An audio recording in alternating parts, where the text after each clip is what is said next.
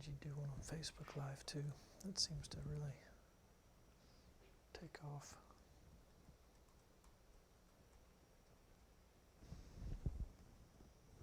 Hey everybody, Dr. Ben Edwards here.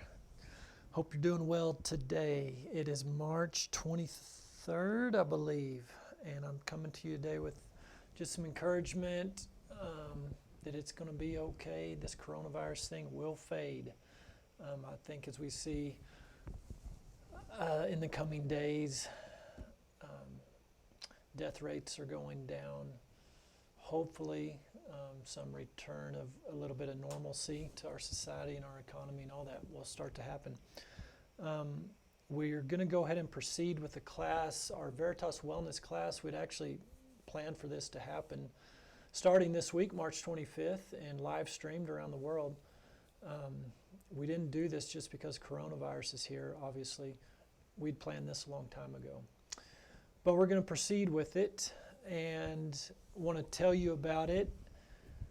The desire of my heart is for you to be well and for you to not need a doctor, including me, including an integrative doctor, including Veritas Medical.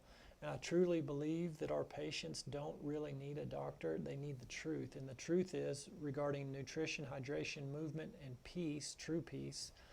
If you have these things, the vast majority, 95%, 98%, 99% of sickness shouldn't be here. So nutrition, hydration, movement, and peace, that has nothing to do with doctoring. That has nothing to do with the practice of medicine. So even though people are calling our clinic and getting on our waiting list and trying to see one of our nurse practitioners and PAs, honestly, almost all these folks wouldn't need that nurse prac or PA if they took the class and implemented what they learned. Now, my teachings are widely available for free online. We have videos on our website, veritasmedical.com. My radio show and podcasts have been out for years now, and they're archived. You can go learn more than you'd want to learn. So it's not necessarily the information, although that'll be delivered in the class. The biggest part of this class, in my opinion, is the support. It's one thing to know the why, and that's great, and that'll get you motivated, hopefully. But then how do you actually go apply this? How do you make this actually work in the modern American life? How do you feed kids this way? How do you live this way? How do you bring stress down in the modern world? So that the practical applications, and that's what the Wellness Navigators will be walking with you through that. How do you implement these things? How do you take the truth that we teach you and bring it into your home and into your family and into your business? So there's one-on-one appointments and opportunities to talk with the navigators in this class. There are group discussions, there are group Q&A, there's online forum. The Wellness Navigators basically will be at your disposal.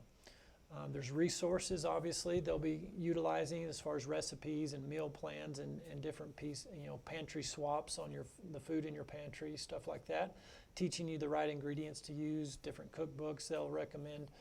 So it's full of practical information. And I honestly believe if people had the knowledge and then knew how to apply it practically, they could go be well and not need a doctor. So that's the point of the class. And there is ample evidence that the chronic disease epidemic in our society, the top killers of heart disease and cancer, well documented in the literature that it's diet and lifestyle is the root cause of that, not genetics. And that's every chronic disease, all the metabolic diseases, diabetes, hypertension, obesity, epigenetic, it's diet and lifestyle. Even this whole coronavirus outbreak, and I've talked to that, spoken to that before, the most susceptible people are the ones with chronic disease. Well, they shouldn't have chronic disease. Chronic disease is a consequence. They're not really diseases, they're consequences of diet and lifestyle. So minimize your risk of infectious disease, and it's what Weston A. Price saw 100 years ago. He noticed that some people got tuberculosis and died, other people did not get tuberculosis and die. Same genetics, same people group, same villages and countries, and it's the people that ate ancestral food versus modern food. The modern food consumers, they're a petri dish. Tuberculosis came right into them, and their immune system was not able to handle it. Same with corona, same with flu. People forget the stats on influenza every year. You don't see the headlines, but 2017, 2018 flu season, 40 plus million infections, 800,000 plus hospitalizations, and 61,000 deaths from flu and pneumonia from flu in 2017-18. You didn't see the headlines. You didn't read about it anywhere. We sure didn't shut down the country. These are the same stats every year. So people die from infections, flu-like viruses, similar to corona. So this isn't new, and it'll be with us forever probably. So build your resistance and resiliency to corona, to all infections, to chronic disease. It just happens that our class is launching this week with the coronavirus, so pretty apt timing there. I do want to mention a little bit on corona, though, because it's such a hot topic, and I've talked about this on the radio show today, and I'd recommend you listen to that. You're the Cure. That should be on the YouTube channel also. But these oxidative therapies have been well known for 100 years.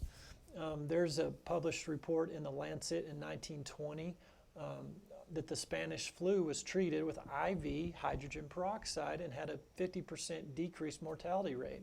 I've already mentioned on previous episodes, previous videos about the IV vitamin C and substantially decreased mortality rates with sepsis from conditions like what the coronavirus will end up killing you with, which is called acute respiratory distress syndrome. There's been published data on ozone, and I'll show you that study in a minute, being effective against Ebola. So all these different viruses and germs in general, they do have susceptibilities to oxidation. So that's what Clorox does. When you wipe Clorox on these germs and it kills them, the Clorox is oxidizing those germs.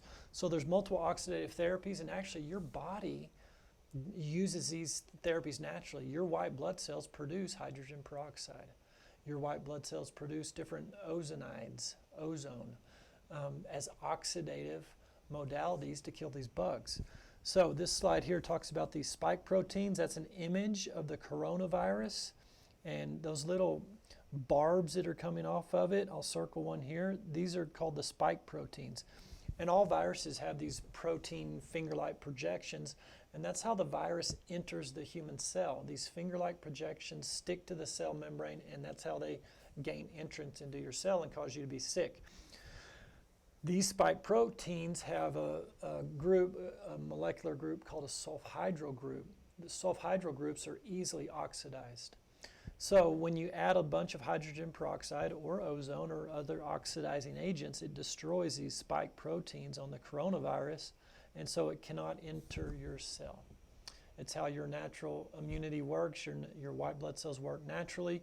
You can give extra doses of these oxidizing agents, and that's what the studies have shown, that these viruses can be halted. Very germicidal, very virucidal, bactericidal. So just want to mention that. And here's a guy, Michael Hamblin. He's PhD. I'm going to read a little bit from this bio. Michael Hamblin, I'm reading from here. He's a principal investigator at the Wellman Center for Photomedicine at Mass General Hospital, an associate professor of dermatology at Harvard Medical School, and he's a member of the affiliated faculty of Harvard MIT Division of Health Science and Technology. So pretty big resume just right there, working at Mass General and MIT and Harvard. Dr. Hamblin has published over 289 peer-reviewed articles and over 150 conference proceedings, book chapters, and international abstracts, and holds 8 patents. His research interests are now broadly in the area of phototherapy for multiple diseases, including infections, cancer, and heart disease. Here's what Dr. Hamblin said right here last week. This is a quote he gave to Tom Lau. I certainly think that UVBI, which is ultraviolet blood irradiation, could have a role to play in reducing the severity of coronavirus infection. In common with the flu, it involves excessive systemic inflammation and cytokine storm that UVBI could help mitigate. Moreover, the historic data suggests UVBI can help with blood oxygen in pneumonia. So again, that's Dr. Hamblin. I would consider him kind of the world's expert in phototherapy. So ultraviolet blood irradiation, this is just another modality. These, we now realize that cells in the body have receptors for photons of light emitted into the bloodstream, interact with these white blood cells, interact with the mitochondria, and produce a beneficial effect when it comes to these infections. So educated, highly respected, working at Mass General, MIT, and Harvard, publicized multiple times, over 200 times, has an opinion on using ultraviolet blood irradiation. We should be doing these things. We do them in our clinic. There's lots of integrative practices around the country that do peroxide and vitamin C and ozone and UVBI. Unfortunately, conventional medical doctors are not trained in any of these here in the States. And what I called for this morning on the radio station, I'll repeat today, is we need a new modern day Flexner report. It's almost the 100-year anniversary since the Flexner report first came out, the first version of this. We need another one. So Mr. Flexner was hired by some folks, the Rockefeller Institute and others, to travel around America and look at all the different medical education systems that were in place in the early part of the 1900s. So there are homeopathic medical schools and herbalists and chiropractic and allopathic and osteopathic and all kinds of different education systems. So he recommended standardizing all this education into one narrow path called allopathic medicine, which is pharmaceutical based. And that's why I, at a U.S. medical school, UT Houston, graduated 2002, was an expert in pharmacology, because the curriculum is weighted heavily in conventional United States medical schools to teach doctors pharmacology. So that's what we know. We're expert in it. We know what dose and how drugs interact and what to give for what symptom. And I mean, we got all that down pat. The reason I'm submitting to you, for everyone to consider, we need to reevaluate that and do a modern day Flexner report, because now we've got a 100-year history to go back and look.